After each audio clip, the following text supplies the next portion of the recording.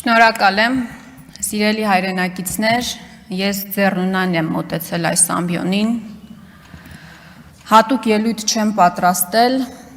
որովհետև ես չգիտեմ ինչ խոսել։ Ես չգիտեմ ինչ և ինչպես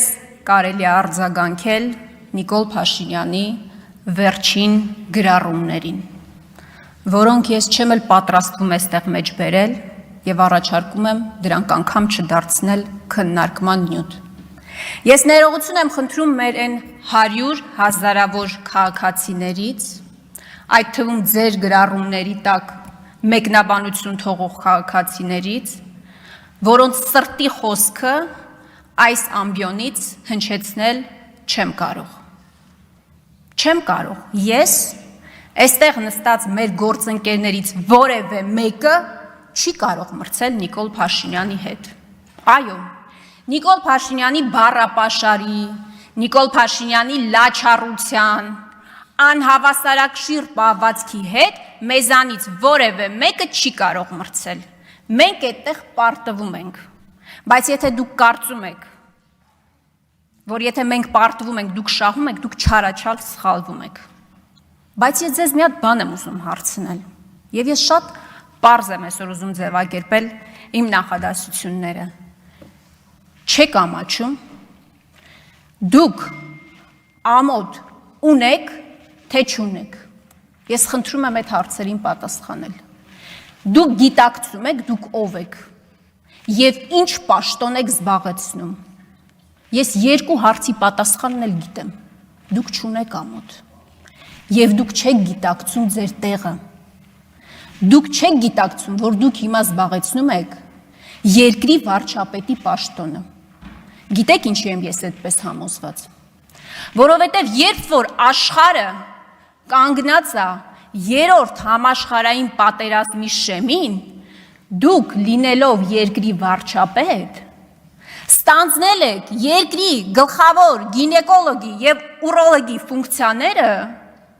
ու երբ որ Հայաստանը պատերազմից 5 պակաս է, երկրի թիվ 1 հարցը դուք դարձրել եք սրա նրա կուսությունը ստուգելը։ Սրանից լավ ապացույց, որ դուք չեք գիտակցում, թե դուք ինչ պաշտոն եք զբաղեցնում, եւ դուք չունեք ամոթի զգացողություն, ավելի լավ ապացույց չի կարող լինել։ Չի կարող, պարզապես չի կարող լինել։ Դուք քննարկում եք կուսակրոնության ուխտը խախտել են, թե չեն խախտել։ Կուսակրոնության ուխտը ձեր սցենարով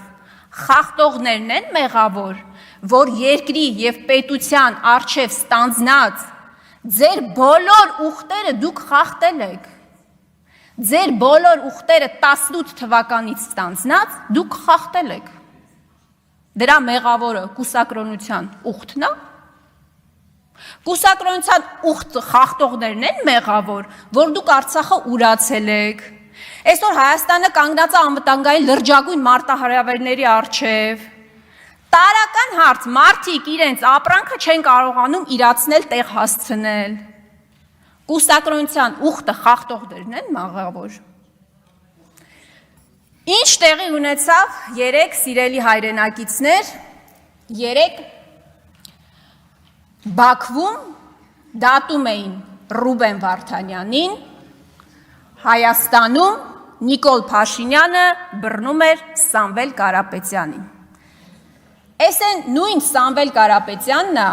եւ նույն Ռուբեն Վարդանյանը, որոնց մասին Արցախի հրապարակում,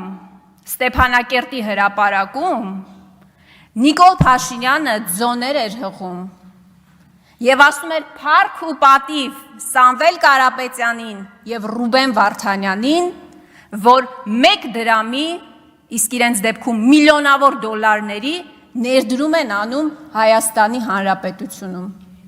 Հիմա Ռուբեն Վարդանյանին դատում են Բաքվում, Սամվել Կարապետյանին Նիկոլ Փաշինյանը դատում է Հայաստանի Հանրապետությունում։ Արցախի նախկին ղեկավարներին դատում են Բաքվում, Արցախի մի նախագահին այստեղ Նիկոլ Փաշինյանը դատում է Հայաստանի բանտերում։ Սրա պատճառն էլ է երևի կուսակրոնության ուխտը որ խախտվել է։ Այո, մեր բոլոր